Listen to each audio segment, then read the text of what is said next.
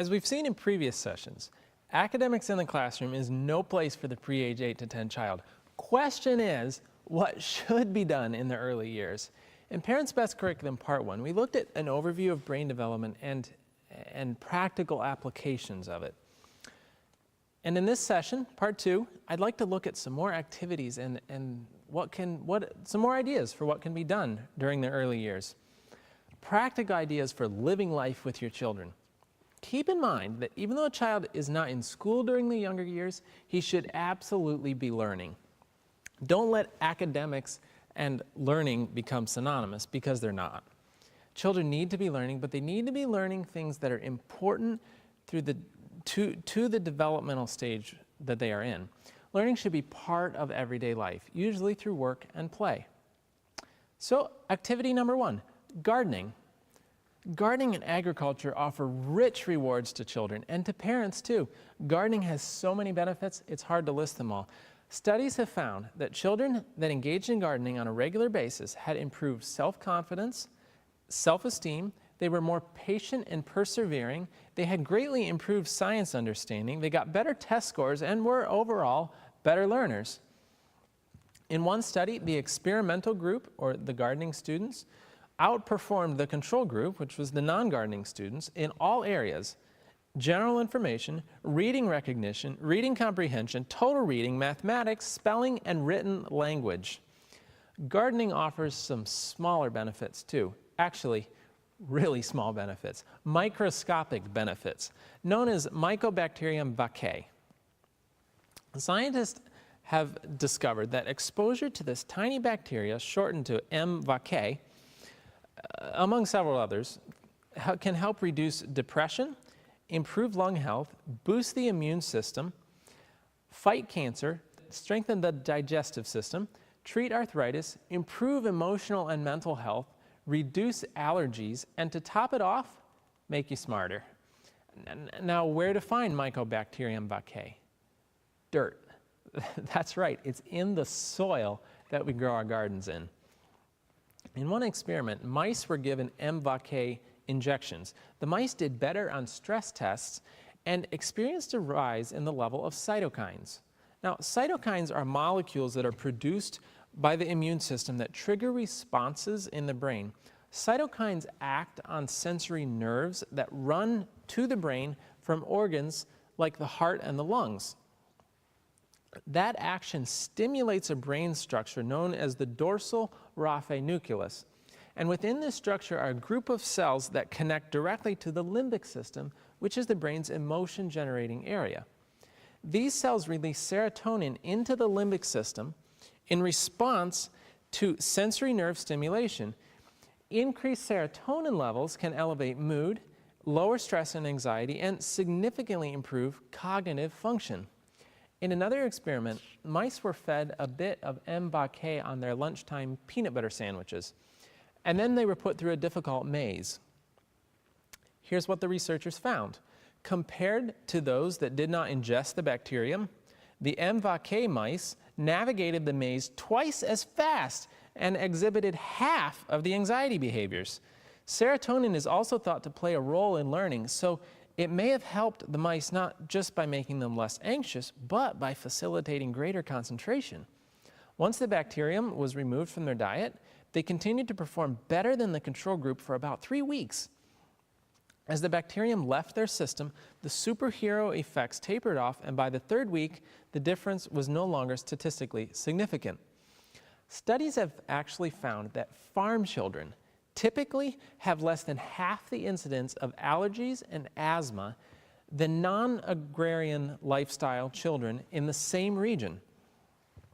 A team at the Georgetown University Medical Center recently discovered that serotonin is passed between key cells in the immune system, and that the chemical can activate an immune response. Scientists tell us that good amounts of naturally occurring dirt and dust found in the great outdoors can actually boost children's immune systems and improve lung health. They specify that exposure must start at an early age and be in significant amounts. These data support, according to the researcher, these data support the idea that the greater diversity of microbial exposure among children who live on farms is associated with protection from the development of asthma.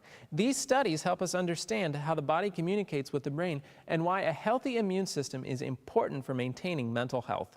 They also leave us wondering if we shouldn't all be spending more time playing in the dirt. Gardening is very beneficial for children. In the book Adventist Home, we read, "To live in the country would be very beneficial to children. An active out-of-door life would develop health of both mind and body. They should have a garden to cultivate, where they might find both amusement and useful employment. The training of plants and flowers tends to the improvement of taste and judgment, while an acquaintance with God's useful and beautiful creations has a refining and ennobling influence upon the mind, referring it to the Maker and Master of all." In connection with your home, have a garden if possible, where your children can work and where you can work with them. So instruct them and so arrange their work that their spare time will not be spent in idleness. Give them something definite to do, and let them feel that they are doing something to help father and mother sustain the family. Let all act a part according to their years. They will be able to reason for themselves and will not accept that which this one says or what that one says without some proof. Gardening can significantly contribute to learning. The possibilities are endless. Students, in one study, who are actively engaged in garden projects tend to enjoy learning and show improved attitudes toward education. A study of children with learning disabilities who engaged in gardening found that they increased their nonverbal communication skills, developed awareness of the advantages of order, and learned how to participate in a cooperative effort and form positive relationships with adults. Being around plants helps kids learn faster, improves health, reduces crime, and enhances the natural environment and greatly reduces the stress of everyday life. Research shows that kids learn faster when they are in a green environment. Those with attention deficit disorders have a longer attention spans when they are in natural garden-like environment, as opposed to a sterile concrete classroom. For learning in a hands-on manner, which is best for young children, it is hard to beat gardening. Instead of telling students about the growth cycle, teachers become coaches by helping students actively explore and manipulate soil, worms, seeds, and plants. They have conversations with students. They can have conversations with students as they observe that seeds germinate and seedlings grow. Students can use their hands to show and point to different plant parts rather than be taught using one-dimensional techniques based solely on paper and pencil. Learn math through counting seeds or plants, measuring rows and figuring out how many seeds to plant, measuring how far apart to plant seeds, measuring the height of a seedling, counting how many vegetables harvested. The list goes on. Learn science in many ways through gardening. You can observe and predict the growth of plants. In real life, learn the parts of a plant and the purpose of each, like the roots supply water and nutrient to the plant. Children can see that in a real way. Learn about the process of photosynthesis and other basic needs of life. Learn meteorology by studying the weather and its effect on the garden, such as what clouds produce rain and which ones don't. Teach your child about the solar system as he observes the change of the position of the sun throughout the day and its effect on the plants. Learn about the bugs and the other critters through real-life observation. As one writer put it, there's nothing like a few potato beetles or cabbage worms to educate children, and adults for that matter, about ecology and entomology. National Geographic Online has great bug photographs and articles, but nothing compares to picking beetles and worms off plants to truly understand the natural world. Children can gain a better understanding of the cycle of plant life through composting, and they can learn about recycling. Children can conduct science experiments and test different ideas in gardening. Through studying and keeping track of what works and what doesn't, they can learn a strong cause-to-effect relationship. Like, I planted carrot seeds and I got carrots, but I didn't weed my carrots, so they didn't grow very well. They can direct their skills of invention through devising ways to keep the critters out of the garden, or designing bug traps and deterrents, or coming up with tools to help the work get done faster.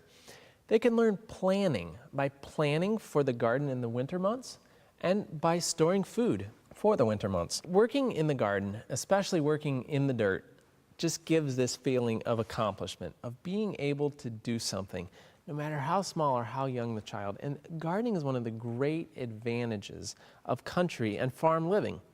Farm life, country living, and agriculture teaches a way of thinking that is impossible to achieve in any other setting. It teaches a tremendous awareness of the world and the environment and nearly forces you to pay attention. To be able to work and live, you have to pay attention to the weather, to invasive weeds, to crops, and the season to plant, the season to harvest. If you don't do it, you'll suffer for it. It teaches a huge sense of responsibility. There are just things that have to be done, period.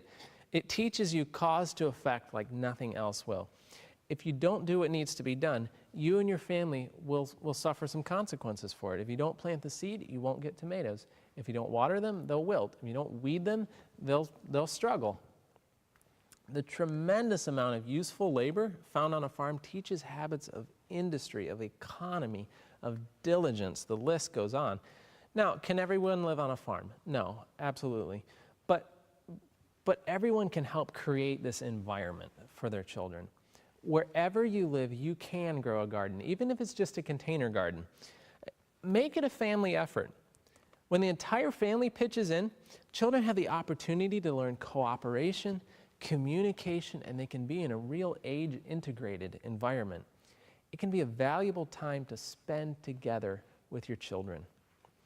Gardening isn't always a walk in the park, but the benefits are far beyond just a few veggies. Point number 2, spend as much time as possible in nature. A recent report by the National Wildlife Federation found that time spent outdoors, both during school and at home, helps children become high-performance learners and score higher on standardized tests. Beginning with the infants, with both boys and girls, whenever possible, spend time in nature. Be observant. Seek for spiritual lessons in nature from everything you see. With the young children, watch the birds together, climb trees together safely, explore the grass, the tall weeds, the flowers, the pond, the creek, and don't be afraid if he gets dirty. He washes and his brain grows from the experience. A stick or a block of wood can be far more encouraging to creativity than a toy boat. And the study and identification of birds and plants and animals and flowers and trees can be really fascinating for children. For those in northern climates, winter can be a challenge, but winter can be fun too. It's less the bugs and add some clothing. Even the baby can come out. Just bundle him up, make sure he stays warm. The clean, crisp air will strengthen the lungs and improve health in general. As a child matures, continue to spend even more time in nature. Seek to draw out the learning opportunities and the spiritual lessons in everything. Let him explore for himself. He should be as comfortable in nature as indoors and enjoy it more than indoors. Substantial data suggests that outdoor activities have positive effects on self-esteem, self-efficacy, and mental health. To the little child not yet capable of learning from the printed page or of being introduced to the routine of the schoolroom, nature presents an unfailing source of instruction and delight. The heart not yet hardened by contact with evil is quick to recognize the presence that pervades all created things.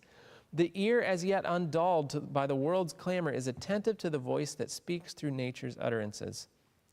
Let the mother find time to cultivate in herself and in her children a love for the beautiful things of nature. Let her point them to the glories spread out in the heavens, to the 1,000 forms of beauty that adorn the earth, and then tell them of him who made them all. Thus she can lead their minds, their young minds, up to the Creator and awaken in their hearts reverence and love for the giver of every blessing. The fields and hills, nature's audience chamber, should be the schoolroom for little children. Her treasures should be their textbook. The lessons thus imprinted upon their minds will not soon be forgotten. Another great way to spend time outdoors is through hiking and camping.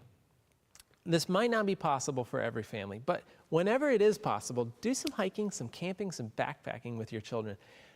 Get a chance to just get away and be immersed in God's creation. It doesn't need to be someplace fancy. You don't have to drive 3 days to some spectacular natural wonder. A child that has not been overstimulated by TV or too many toys and entertainment finds exquisite joy in just setting up a tent under the evergreen tree. I was looking through my grandpa's 40-year-old book on camping and found this great little quote. "The world's not the same when you're 3 feet tall. Vistas of Grand Canyon splendor can't compete with walking along a log, carefully balancing so as not to fall over its 6-inch precipice, nor the wide Missouri with a foot-wide creek that can be dammed.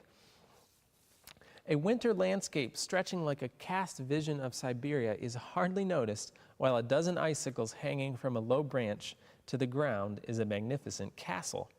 When you camp with children, look at the world through their eyes occasionally. It will turn those frequent rest stops you have to make with them into a delight rather than a chore. This author recommends, and I agree, that starting even as young as the infant is beneficial to them because it gets them out in nature at an early age. It gets them used to it at an early age. It might be more challenging, but there are great benefits. The author continued on and said, "When hiking with children who take to water even more readily than ducks, have along 2 complete changes of clothing. The first dunking in the stream is apt to be followed almost immediately by a second dip to prove to everyone that the water really is wet. Lugging the extra clothes is a small burden when you think of the incalculable value to the child of his outdoor experiences." I remember one city-born and bred 7-year-old's utter astonishment at finding the better part of a day tracing the stream to its small trickling source, only to find out there was no faucet or fire hydrant. No matter how much children might be read to or told about nature, there's nothing like actually being there. Point number 3, real work. Work and responsibility. We've already discussed the benefits of work and responsibility in the Unspoiled Child session, but I'd like to give some examples of practical ways to implement this in the home. Once again, it's important that the work be real, have daily jobs that are his own, and it's important that the child has a sense of real responsibility, of being needed in the family. They should have jobs that, if they're neglected, that he'll suffer some natural consequences from them. For example, I know an 8-year-old boy that had the job of bringing firewood in, of keeping the firebox, the wood box, stocked with wood for the fire, for the family wood stove, to heat the home. And one evening he forgot to do that, and so the next morning, everybody, including himself, was cold. Did he get punished for it? Well, no, not really. He just suffered a natural consequence because he had to go get some firewood before breakfast. And he learned the lesson well. He didn't continue to repeat that mistake. Probably the greatest single goal of early childhood education, according to Dr. Raymond Moore, should be to build in children a sense of their own worth as persons. The child must learn to feel that he is needed and valued by those about him. This is one of the richest gifts his parents can give. His value system is built best through sharing family responsibilities from his earliest years. As the child senses that he is a cog in the family machine and that the family organization runs more smoothly with his help, he gradually develops stability both in terms of business-like behavior and thoughtfulness toward others. He realizes that people can count on him. And with this knowledge, he normally gains self-confidence and initiative. Children usually love to help. And in the child's world, there's often no difference between play and work. There was a little boy that had been working with his daddy in the garden the day before. They had just been weeding and doing some things together, spending some time together, working in the garden. And the next morning, bright and early, before his daddy was up, the little boy came into his room, patted him on the cheek, and said, "Daddy, let's go play in the garden." He hadn't even seen it as work. He was enjoying it because he was spending the time with his daddy. And so have your children take part in all the household chores. Toddlers can sweep the floor, set the table, help carry things, water the garden, sort, wash, fold, put away laundry, dust the furniture, help cook, wash the dishes. tidy the house. By about age 5, a child should be able to help with any household task, provided you work together. They can vacuum the carpet, clean the house, wash dishes, clean the kitchen after meals, carry and stack firewood, mop the floor, weed in the garden, help cook meals, do organizational jobs, anything that you are doing, include them in on it. Now, there may be a few things they can't do at age 5, such as mowing the lawn or running a chainsaw, or other dangerous tasks. But be sure to just add them in as soon as you feel that the child has reached a sufficient maturity level. And as they mature, continue to add more and more responsibility. Now, I don't mean load more and more work on them. I just mean a more responsible part to play. For example, in the toddler years, your child may have been able to measure ingredients and pour them into a pan. By age 5, they may have been able to make a simple recipe. By age 10, they could prepare an entire meal. Now, the amount of work didn't change, but the level of responsibility did. And that's how it should work through the progression of childhood. Give them a more responsible part to play as they mature. As we've seen before, it's such a great quote. I'm going to read it again. In the faithful performance of the simple duties of the home, boys and girls lay the foundation for mental, moral, and spiritual excellence. Physical culture is an essential part of all right methods of education. The young need to be taught how to develop their physical powers, how to preserve these powers in the best condition, and how to make them useful in the practical duties of life. Many think that these things are no part of schoolwork, but this is a mistake. The lessons necessary to fit one for practical usefulness should be taught to every child in the home and to every student in the schools. Point number 4, earn money and keep financial records. A child should be taught to understand money and to use it wisely. He should know how to keep track of how much he has, how much goes to God, how much goes in savings, how much he can spend, etc. Beginning as young as age 4, don't just buy everything for your child. Even at this young age, a child can learn to earn some money and buy things for himself, buy needs that he has. And this can help him differentiate between needs and wants. The child should buy anything extra that he wants, especially. Let him make his own monetary mistakes. If he wants to spend his hard-earned money on something that you think is a bit silly, provided the item is not harmful in any way, then let him do it. When I was about 5, I wanted to buy a purple fly swatter with my hard-earned money. And my mother counseled me against it, but let me do it anyway. And I soon saw the foolishness of the purchase and regretted the waste of my money, but I learned a lesson to really think before I purchase something. Do I really need this? But hey, we didn't have any flies for a while. Having money to manage, of course, requires a way to get money to begin with. Well, first of all, let him earn his money. Give him extra opportunities to earn above and beyond the normal responsibilities. Allowances really don't teach good character qualities. A child shouldn't be paid to do things that are his responsibility to do anyway. Do you get paid to mow the lawn, to wash the dishes, to do the laundry, to make your bed? Well, neither should he. Be preparing him for real life. Besides teaching diligence and responsibility and money management, using his own money to buy things teaches some good math skills. It helps to have a clear plan for the family of what each person's responsibilities are, and this enables the child to have good time management so that he can have some extra time to earn some money if he needs to. Perhaps you could provide some extra chores that he could do to earn money, maybe washing windows or some extra cleaning that can be done that you could just pay him for. Maybe something needs fixing around the house and you were going to pay somebody else to do it. If he wants to try to figure it out, let him have at it. It's great experience. It's excellent practice for real-world business. Or maybe the neighbor has some extra chores that he could be paid to do. Once again, good practice for business. Speaking of business, another idea is to start a business. This is a great experience for any child or young person. It doesn't need to be anything fancy.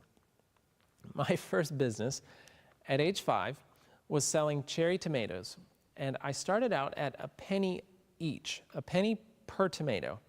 And I soon found out that they weren't selling very well. Well, actually not at all. It just somehow didn't have an appeal to my market. So at my mom's suggestion, I switched to 25 cents per basket, which was actually the same amount of money to me in the long run. Well, I hit record sales and wiped out my cherry tomato crop.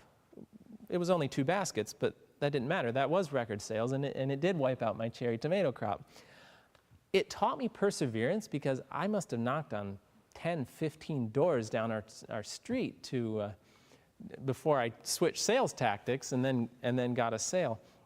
And I learned a little business principle of market appeal. I went on from there to strawberries and cucumbers and zucchini, melons, all kinds of garden produce, and then wooden toys. I did birdhouses. I started a mechanic shop in my teens. It kept me occupied. It gave me a purpose, and it taught me responsibility. I'm thankful for those successes and the failures because I learned a lot from them. With a little creativity, you and your child could start something together. And you can earn money at almost anything and learn a lot in the process. So these are just a few ideas that we've looked at for practical activities in the young child's life.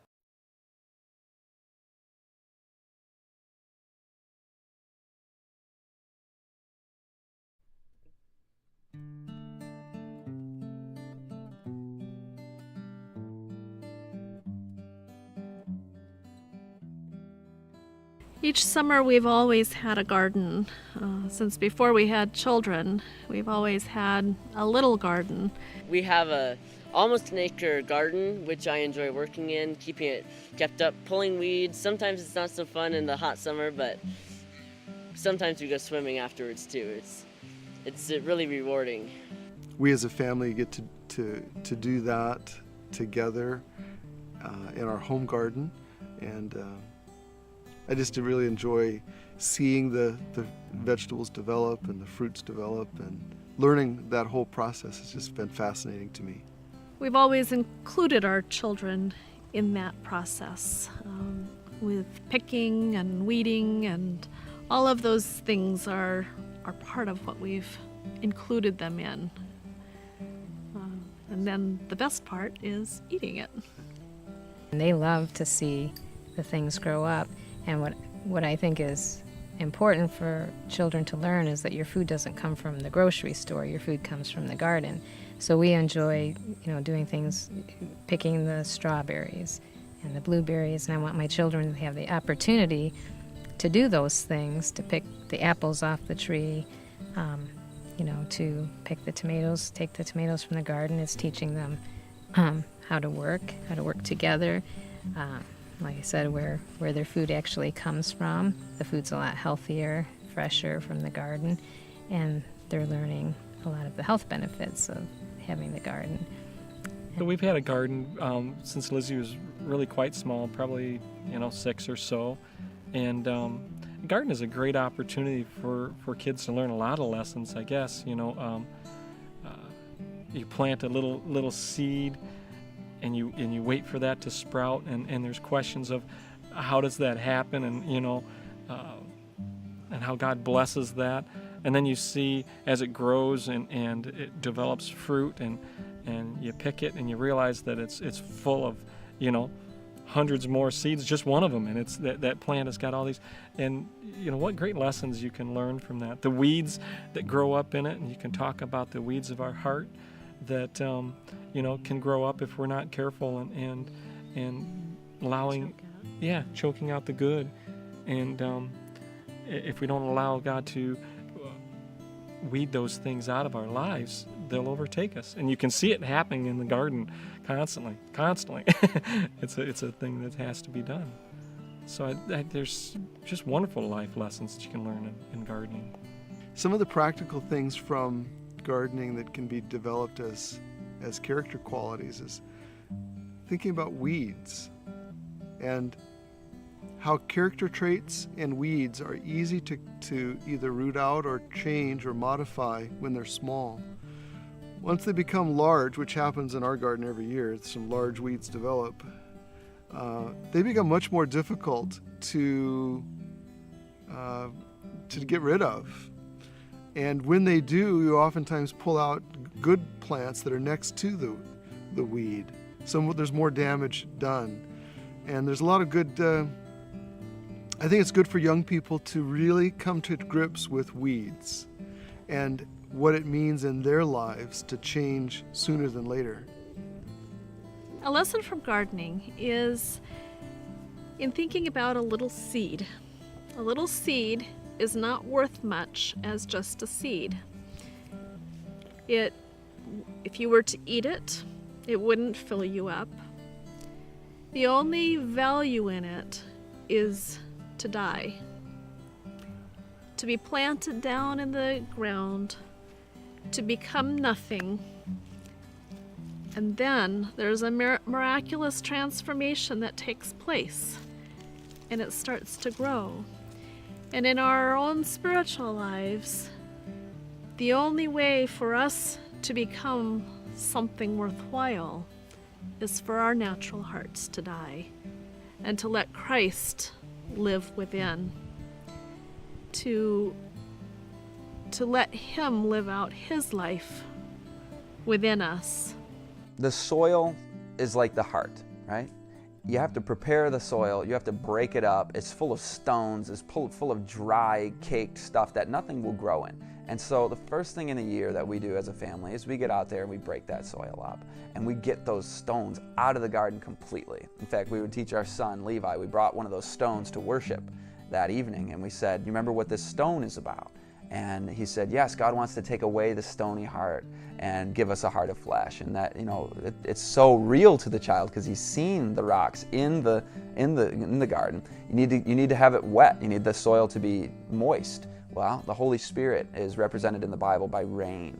And so we need to receive that into our heart before we can sprout and bear fruit. And the ultimate analogy with the garden is the bearing of fruit, and that's character in our lives that we experience because of God's miraculous power. The fact that the seed even germinates, a miracle in and of itself. And so to see that these things can be learned by our children in a very real way, where they see it. It's not some theoretical thing, but to them, okay, I get this now. As the garden has progressed, different analogies have come up. At the beginning, there were no weeds, and it was wonderful. And then the weeds came, and then the weeds did not leave, and it was hard work. And that analogy kept on going. And then just last week, we found, as we were searching for cucumbers, we found one that had fallen off a vine or had broken off, and it was just mushy and sitting there, and it was a mess. And so we talked about how that cucumber wasn't connected to the source of life anymore, and God is our source of life, and what happens to us, etc. And that was just, I didn't plan ahead, I'm going to talk about cucumbers falling off the vine today, but it just comes up. Our son came up with this the other day. You know what I realized? If you don't plant, you don't harvest. It's cause and effect, right? It's an obvious thing, but he was going into, you can apply that to many, many areas. Really the point, he knew it of course, yeah. But the point was, and that's the beauty of thinking. He planted several seeds. Many of them didn't grow, but a few did. And that's what he was, saying. I lost a lot of them, but if I had not planted those, I would not have. None of the plants that he didn't plant grew. Learning to learn from the plants has been fun, and I think it's important. You need to be able to learn from your environment because there are places that don't have a textbook answer. Not only do we know, like, if you don't weed it early, it'll take over, it'll be much harder to take out. But I found that if you keep the weeds away, the next season there are barely any weeds to take. And now I can be away for 2 weeks, I can be away for a month, and not worry about weeds because there's nowhere for the weeds to grow from. So the same way in our lives, if we keep a sterile environment, if we keep from exposure to noxious substances, you'll find much less weeds to take out in your heart, much less bad habits to take. And that's a school for the kids as well, because they can watch all this process, you know, what pests can do to the garden, what we can do to help, and how God blesses our efforts, and they can help the harvest, and that's everyday life learning experience. The house we live, there is a blueberry patch, and there's way more blueberries than we can eat or freeze. So we decided to open for people can come and pick. We told them, what do you pick and sell? The money is yours. So they got very excited, and they have their goal, how many gallons I have to pick, and what are my orders. So when people would call and place an order, said, oh, we have a 5 gallons or 10 gallons order, who wants to do? So they would split the order in the middle, and each one would do some. And this, they would know, just think, oh, I want to pick 3 gallons today, and I take about 1 hour to pick each gallon. So they had an idea how many hours they were going to be there, and they could plan. And then after, they have to sort the blueberries, take the little ones, the green ones that came together. And they were learning selection. And then they have to measure in the jars to put in the bag, and they were learning their math over there. And sometimes people would come to pick, and they want to pick on a share, things that they say. So they would leave half and pick half. So they come in this big container full of blueberries, and the kids have to measure, 1/2 for them, 1/2 for us. We always encourage them to plant something that they can sell. Now, of course, we are going to eat, and they share with us, but something that we can also sell to others. It's a great opportunity for character development. Learning to work, to persevere, even though it's hard. Having to care for something,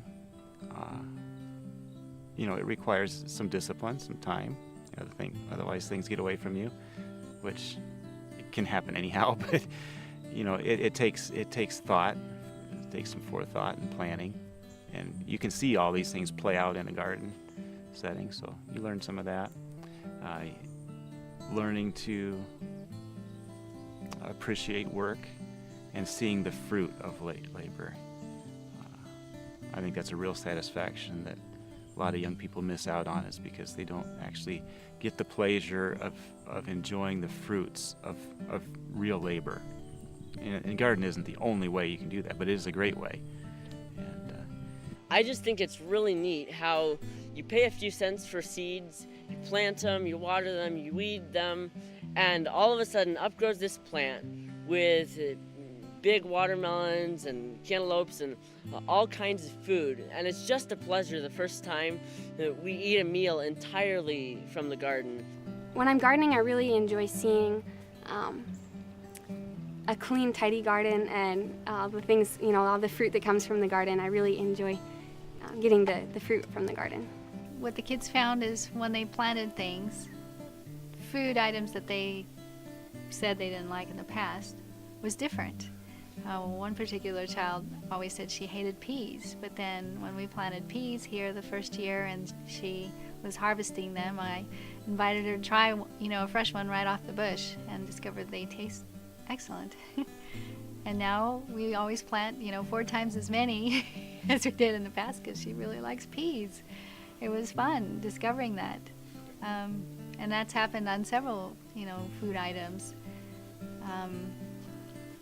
And it's fun to watch the whole process, what happens when it's planted, and watch it grow, and then harvest it, and then prepare food with it.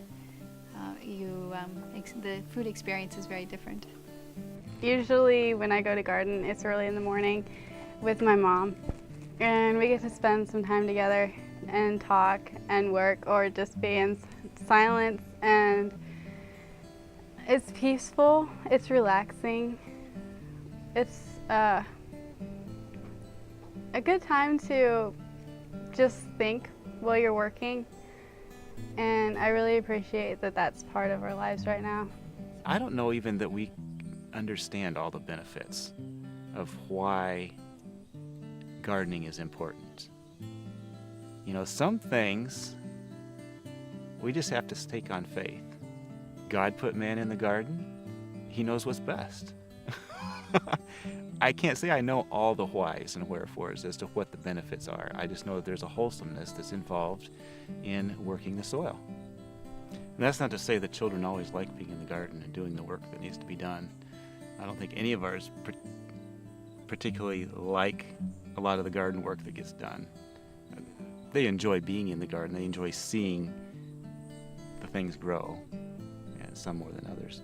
But as they've gotten older, I think they all see the value in it. And we're starting to get little hints now that maybe that might become something that they feel that would be a part of their life independently as an adult, that they have seen the value in that. And that I really is an encouragement to me. I think activity, structured, purposeful, valuable activity is very important for young people. Inactivity is perhaps one of the greatest problems in our society. So for young people, you need ways, we have looked for ways to have our boys be active. And that means chores. As we've already talked about animals, we have different animals that we take care of, the farm, our little farm itself, our garden, chores around the home, and responsibilities. As they've gotten older, they're able to help out with neighbors' chores as well, and been hired by local neighbors to help in various forms of outside cleanup. And the sky's the limit of the usefulness that a young person could be to an elderly person. And you'd be surprised how many people would really value and appreciate a hardworking young person, male or female, to come into their home and to help them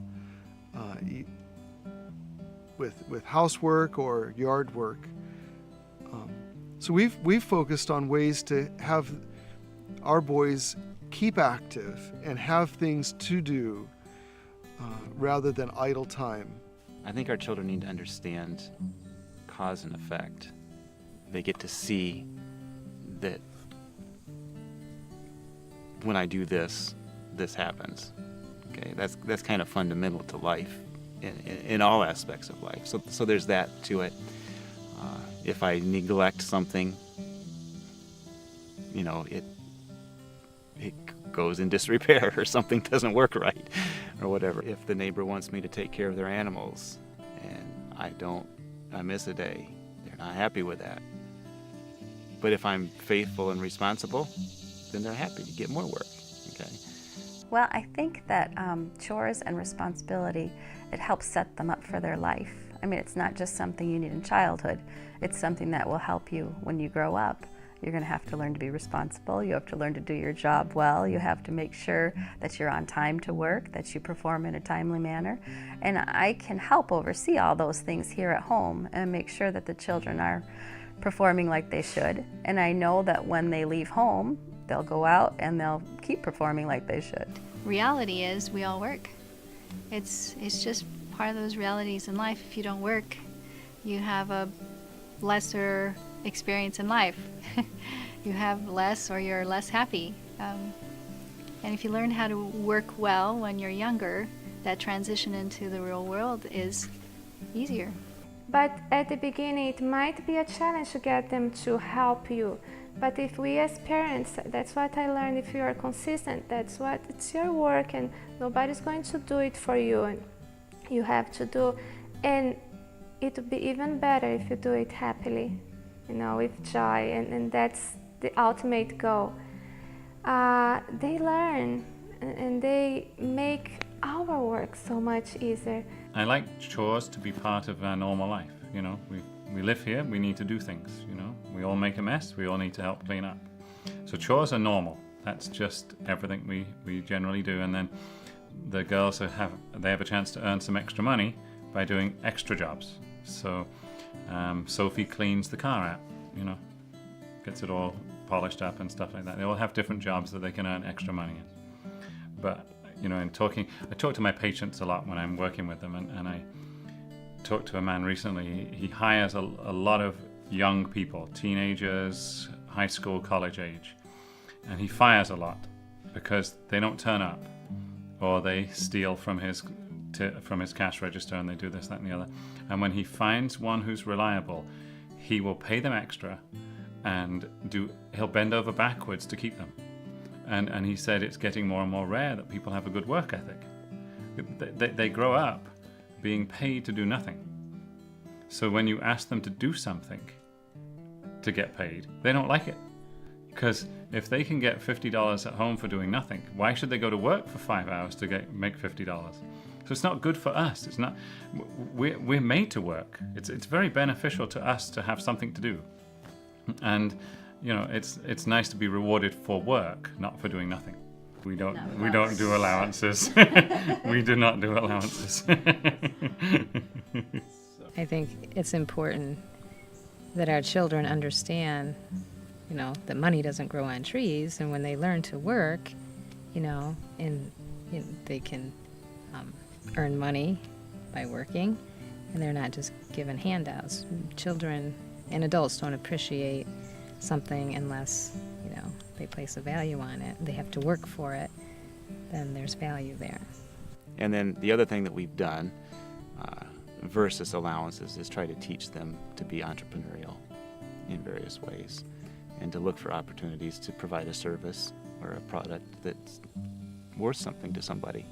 So they see that direct relationship between the value of their time and effort that somebody else would place on that. We don't just give our boys money. We have jobs that are unpaid jobs that they still have to do. But yet we give them opportunity to learn how to earn money. We've been able to hire them with our business to do some jobs there that they are able to do. There are things that are not part of their regular expected things around the house that we will sometimes pay them to do. And then we've encouraged entrepreneurial types of things where they are starting their own business to earn money. I think there's value also in young people learning the stewardship of money, and